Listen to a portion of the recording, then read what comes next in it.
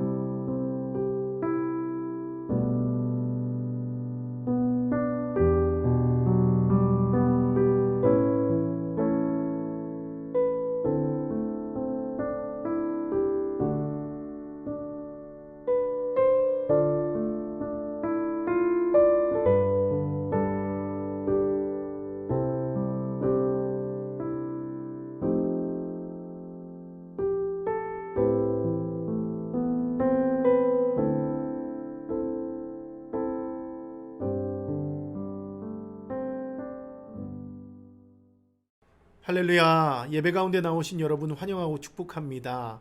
오늘도 하나님께서 귀한 말씀으로 여러분들의 마음을 만지시고 새롭게 하셨으리라 믿습니다. 오늘 여러분들과 시편 34편 말씀 가지고 함께 은혜 받기 원하는데요. 오늘 이 시편 34편은 다윗의 시편입니다. 오늘 본문에서 다윗은 자신을 위기 가운데서 건져내 주신 그 하나님을 찬양하면서 자랑하고 있는 것을 우리가 볼 수 있습니다. 근데 우리가 잘 아는 것처럼 이 다윗의 하나님은 어떤 하나님이십니까? 항상 위기 가운데 있는 그 다윗을 지키시고 보호하시며 구원해 주시는 그런 능력의 하나님이십니다. 그러면 다윗이 만난 위기는 또 어떤 위기인가 조금 살펴보기 원하는데요. 오늘 본문의 표제를 보면 이것이 잘 나타나 있습니다. 여러분들이 가지신 말씀 감사 노트에는 적혀 있지 않지만 여러분들의 성경을 보시면 다윗이 아비멜렉 앞에서 미친 채 하다가 쫓겨나서 지은 시라고 하는 표제가 붙어 있습니다. 이것은 사무엘상 21장 10절에서 15절까지를 배경으로 하고 있습니다.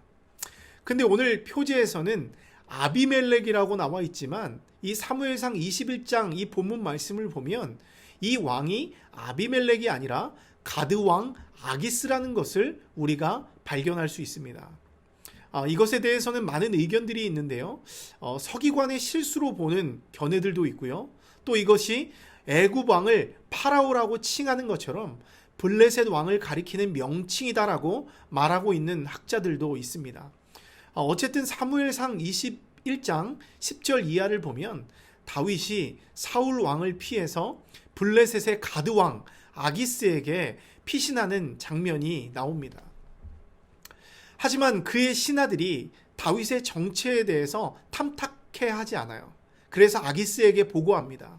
뭐라고 보고합니까? 이 다윗이 위험 인물이다라고 보고합니다. 이 다윗이 어떤 사람이냐면 다윗이 골리앗을 죽인 용맹스러운 이스라엘의 왕이라고 보고하는 것이죠. 이게 무슨 말이냐면 다윗이 아기스 왕과 그 나라를 위협할 위험 인물이니까 당장 저 사람을 처단해야 한다라는 그 의미를 담고 있는 것입니다. 이 말을 들은 다윗의 마음은 어때요? 지금 가슴이 뜨끔한 것입니다. 그리고는 가드왕 아기스를 두려워해요. 사울을 피해서 겨우겨우 도망쳐 왔는데 이제는 아기스의 손에 죽을 처지에 놓였기 때문입니다. 그래서 다윗이 하나의 묘책을 생각해내는데 갑자기 미친 척을 하기 시작하는 것입니다. 침을 질질 흘리기도 하고 대문짝에 글자를 아무렇게나 휘갈겨 쓰면서 바보 같은 행동을 하기 시작하는 것이죠. 이런 다윗의 행동 변화는 충분히 어색하고 수상한 구석이 있습니다. 그런데 아기스의 반응이 참 신기합니다. 아기스는 오히려 신하들에게 화를 내요. 그러면서 뭐라고 이야기하냐면 이 미친 사람을 당장 내쫓으라고 명령합니다. 왜 이런 사람을 나에게 데려왔냐고 하는 것이죠. 아기스는 지금 이 다윗의 연기에 깜빡 속아서 넘어간 것입니다. 결국 다윗은 이렇게 다시 찾아온 위기의 상황에서 극적으로 벗어나게 됩니다. 절체절명의 상황에서 벗어난 이 다윗은 이제는 이 모든 공로를 하나님께 돌리면서 찬양하기 시작합니다. 자신이 받은 이 구원의 은혜를 하나님께 연결시키면서 다시금 자신을 위기 가운데서 건져내신 하나님께 감사하며 찬양하고 있습니다. 특별히 오늘 본문 1절을 보니까요. 다윗은 하나님을 찬양하면서 항상이라는 말을 덧붙이고 있습니다. 제가 한번 1절을 읽어드리겠습니다. 내가 여호와를 항상 송축하며 내 입술로 항상 주를 찬양하리이다. 두 번이나 항상을 말하고 있죠. 항상 송축하고 항상 찬양하겠다 결단합니다. 여기서 첫 번째 항상이라는 말은 어떤 의미가 있냐면요. 모든 일들 속에서 어떠한 경우에라도 나의 삶의 전 영역의 어떤 상황 가운데서라도 그 주님을 찬양하겠다는 결단입니다. 또 두 번째 항상이라는 말은 매일매일 끊이지 않고 반복해서 계속함을 의미합니다. 이 두 가지를 종합해보면 다윗은 하나님께 예배하고 찬양하는 일을 어떠한 경우에라도 중단하지 않고 반복하여 찬양하겠다는 그런 결단의 고백을 하나님께 드리고 있는 것이죠.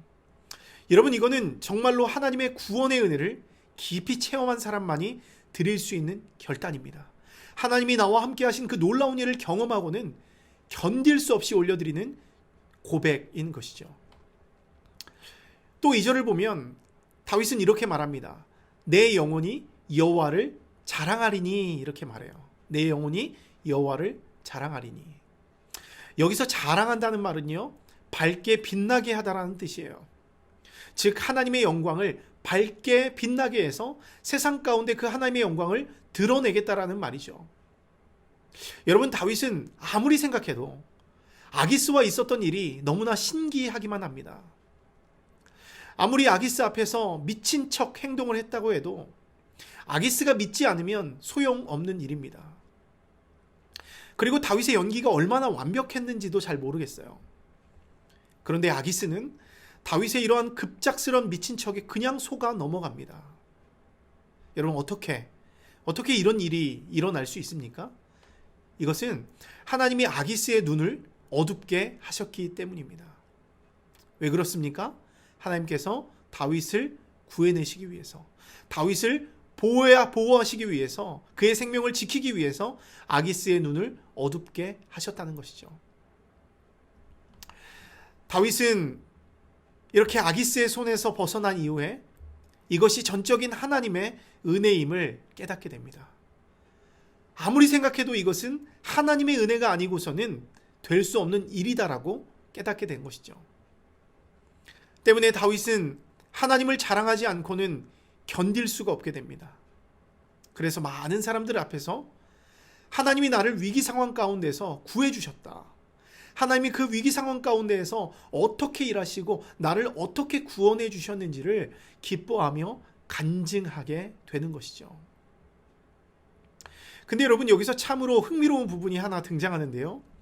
여기서 이 다윗의 말, 이 다윗의 간증, 다윗의 자랑을 듣고 나서 기뻐하는 자들이 생겨나게 됩니다. 오늘 2절을 보니까 이들은 곤고한 자들이라고 소개됩니다. 이 곤고한 자들은 지금 어떠한 고통으로 인해서 비참한 상태에 처해 있는 사람들을 말하고 있습니다. 그런데 이들이 다윗의 자랑, 다윗의 간증을 듣고 기뻐했다고 말씀해주고 있어요. 여러분, 이것은 무엇을 의미합니까? 다윗의 이 간증이 그들에게 공감을 얻었다는 말이에요. 다윗의 이야기를 들으며 그들이 위로받고 격려받았다는 말이에요. 왜 그렇습니까? 다윗의 이야기를 가만히 듣고 보니까 자기들이 겪고 있는 이 고난과 너무 비슷한 것이죠. 아니, 어쩌면 자기보다 더한 고난과 어려움 가운데 놓여있는 그 다윗을 발견하게 됩니다. 그러면서 나도 저런 고난을 지금 겪고 있는데, 그런 고난을 지금 저 사람이 이겨내고 당당히 서 있는 그 모습을 보고 나니까 마음에 위로가 되는 것이죠.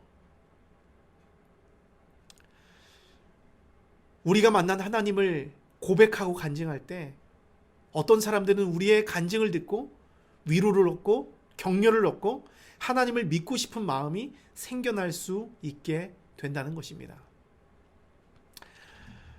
여러분, 그런데 다윗이 주는 이 위로의 핵심은요, 단순한 고난 극복의 스토리가 아니에요. 일반적인 고난 극복 스토리가 아닙니다. 그 고난의 자리에 하나님이 함께 해주셨다는 것이 아주 중요한 것입니다. 위기 가운데서 하나님은 다윗과 함께 해주셨고, 그 하나님의 함께 하심 덕분에 다윗이 위기를 극복할 수 있었던 것임을 간증하고 있는 것이죠. 이런 다윗의 간증을 통해서 곤고함에 놓였던 자들이 많은 위로와 격려를 받게 됩니다. 그리고는 그냥 단순한 고난 극복의 그 위로에서 멈추는 것이 아니라 하나님을 향하여 그들의 마음이 움직이게 되고 또 그분을 바라보게 되고 그 마음에도 기쁨이 넘치기 시작했다고 하는 것이죠. 여러분, 저는 오늘 이 말씀을 묵상하면서요, 신자의 삶이 어떠해야 하는가를 한번 생각해 보게 됩니다. 신자의 삶은 어떻습니까? 항상 하나님을 자랑하고 간증하는 삶이 되어야 한다는 것입니다.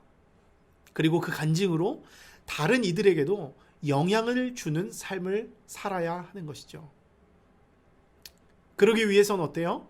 우리가 하나님을 자랑할 만한 간증거리가 우리에게 있어야 하는 것입니다. 하나님을 체험했던 그 경험이 우리에게도 충만하게 있어야 하는 것이죠. 그러면 그 간증거리를 우리가 어떻게 만들어야 합니까? 목사님, 저는 그런 간증거리가 하나도 없는데요? 라고 하시는 분들도 있어요. 어떻게 우리가 이것을 만들어야 할까요? 그 비결은요, 우리의 모든 삶에 하나님을 개입시키는 거예요. 나의 삶에, 나의 고난에, 나의 어려움에, 나의 기쁨에, 그 어떤 상황이든 하나님을 개입시키는 겁니다. 그리고 그 모든 고난의 상황에서 그 일을 나 혼자 다 해결하려고 하는 것이 아니라 하나님과 함께 해결하는 습관을 가져야 하는 것입니다. 이렇게 하나하나 주님께 맡겨드리며 나의 삶에 주님을 개입시키는 이런 습관을 갖기 시작하면 그 과정 속에서 하나님을 깊이 경험하게 되는 것입니다. 하나님이 어떻게 일하시는지, 내 삶 속에서 어떤 놀랍고 위대한 일을 행하시는지 내가 먼저 그 은혜를 경험할 수 있게 되는 것이죠. 이런 습관이 우리에게 너무나 필요한 것입니다. 그렇게 우리의 습관 속에서 하나님이 내 삶 가운데 놀랍게 역사하시는 것을 경험하게 되면 우린 이제 누가 시키지 않아도 자연스럽게 하나님을 찬양하고 자랑하게 됩니다. 그렇게 하지 않고는 견딜 수 없는 마음을 갖게 되는 것이죠. 그래서 누구라도 붙잡고, 야, 하나님이 말이야, 나에게 이렇게 일하셨어. 너에게도 하나님이 이렇게 함께 하실 거야 라고 자랑할 수 있는 그런 마음이 우리에게도 부어지게 되는 것입니다. 바로 이때 우리의 찬양과 간증은 빛을 발하기 시작합니다. 우리의 찬양과 이 간증은 체험적 증언이에요. 그렇기 때문에 인위적이지 않습니다. 진심이 담겨 있어요. 그래서 우리가 고난 가운데 건진받은 스토리를 간증하면 우리와 동일한 상황 가운데서 고난받고 어려움 당하는 자들이 우리의 간증의 스토리를 듣고 우리와 함께 하신 하나님의 그 스토리를 듣고 위로와 격려를 얻게 됩니다. 새 힘을 얻게 됩니다. 기쁨을 얻게 됩니다. 그리고 그들도 하나님에 대한 소망을 품고 기도하게 됩니다. 사랑하는 여러분, 말씀을 마무리합니다. 우리의 모든 삶에 하나님을 개입시키는 여러분들 될 수 있기를 바랍니다. 여러분의 삶의 모든 상황 가운데서 하나님과 동행하며 모든 문제를 하나님과 함께 해결하는 그런 습관이 여러분 가운데 있기를 바랍니다. 그래서 모든 문제를 하나님과 함께 해결하고 하나님이 어떻게 내 삶 가운데 역사하는가를 경험하고 자랑할 수 있는 여러분들 되었으면 좋겠습니다. 특별히 여러분의 주변에 내가 겪었던 고난과 어려움에 놓인 사람들이 혹시 있습니까? 만일 그런 분들이 있다면 오늘 한번 여러분들이 그들을 한번 찾아가 봤으면 좋겠어요. 그들에게 한번 연락해 보셨으면 좋겠습니다. 그리고는 나의 고난 가운데서 나의 하나님이 어떻게 일하시고 어떻게 건져내셨는지를 좀 간증하면서 그들에게 믿음과 용기를 줄 수 있는 시간 한번 가졌으면 좋겠습니다. 아마도 그들은 여러분들의 간증을 듣고 죽어가는 자들이 기뻐하며 하나님을 찬양할 수 있는 그런 놀라운 기적이 여러분을 통해서 일어날 것입니다. 오늘 여러분들을 통해 하나님의 영광이 밝히 드러나는 복된 하루가 되기를 소망합니다. 이 시간 함께 기도하겠습니다. 사랑의 하나님, 오늘도 우리를 눈동자와 같이 지키시고 보호해 주셔서 감사합니다. 우리가 하나님의 은혜 없이는 한순간도 살아갈 수 없는 연약한 존재임을 고백하오니 주님, 우리와 늘 동행하여 주시고 우리가 곤고함 가운데 부르짖을 때 주님 들으시고 응답하여 주시옵소서. 특별히 이 시간 다윗과 같이 항상 주님을 찬양하고 항상 주님을 자랑하며 주님을 전하는 그런 삶을 우리가 살아가기 원합니다. 내가 먼저 하나님의 위대하심을 깊이 경험하는 은혜를 누리게 하시고 어려움 가운데 고난당하는 자들을 찾아가서 하나님의 깊은 위로와 격려를 전하는 간증자의 삶을 살게 하여 주시옵소서. 오늘도 하나님의 영광을 밝히 드러내는 귀한 하루가 되길 원합니다. 우리의 삶을 축복하여 주시옵소서. 함께 하실 주님을 기대하며 예수님 이름으로 기도합니다. 아멘. 하늘에 계신 우리 아버지여, 이름이 거룩히 여김을 받으시오며 나라가 임하시오며 뜻이 하늘에서 이루어진 것 같이 땅에서도 이루어지이다. 오늘 우리에게 일용할 양식을 주시옵고 우리가 우리에게 죄 지은 자를 사하여 준 것 같이 우리 죄를 사하여 주시옵고 우리를 시험에 들게 하지 마시옵고 다만 악에서 구하시옵소서. 나라와 권세와 영광이 아버지께 영원히 있사옵나이다. 아멘.